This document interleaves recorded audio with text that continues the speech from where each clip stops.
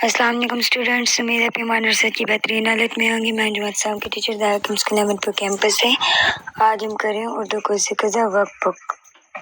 मेरे पास है इमला का पैराग्राफ, जिस तरह मैंने ये लिखे, सोनी धरती अल्लाह रखे करम करम आबाद तुझे, और 2 और लाइन भी लिखी है।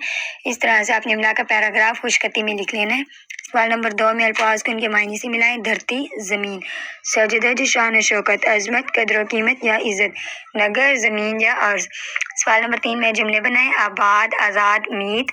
तो इनके जुमले आप खुद से बना सकते हैं, और यहाँ जो मैंने लिखे आप ये भी बना सकते हैं। नेक्स्ट, सजदज और अजमत का जुमला है, ये भी आप बना सकते हैं। सवाल नंबर 4 में हमारे पास दिए गए सवाल के जवाब लिखिए।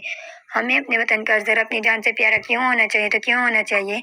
ये मुल्क हमारा है, इसका हर ज़रा में अपनी जान से प्यारा है। हम इसकी हिफाजत के लिए अपनी जान की बाजी लगा देंगे।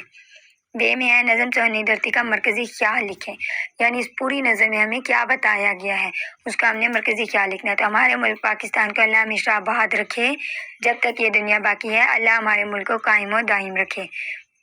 जी में दिए गए शेर की तशरीह करें। तेरी प्यारी सजदज की हम इतनी शान बढ़ाएं, आने वाली नस्लें तेरी अजमत की गूंगे। तो शेर की तशरीह में हमने छोटी सी लाइनें लिखी हैं ताकि आप आसानी से याद भी कर सकें। हम अपने वतन की शान बढ़ाएंगे और आने वाली नस्लें भी इस वतन की अजमत के गीत गाएंगी। नेक्स्ट हमारे पास है, वतन से मोहब्बत क्यों ज़रूरी है? तो पाकिस्तान हमारी पहचान है, हम दुनिया के किसी भी खित्ते में चले जाएं पाकिस्तानी ही कहलाएंगे, इसलिए वतन से मोहब्बत करना हमारा फ़र्ज़ है।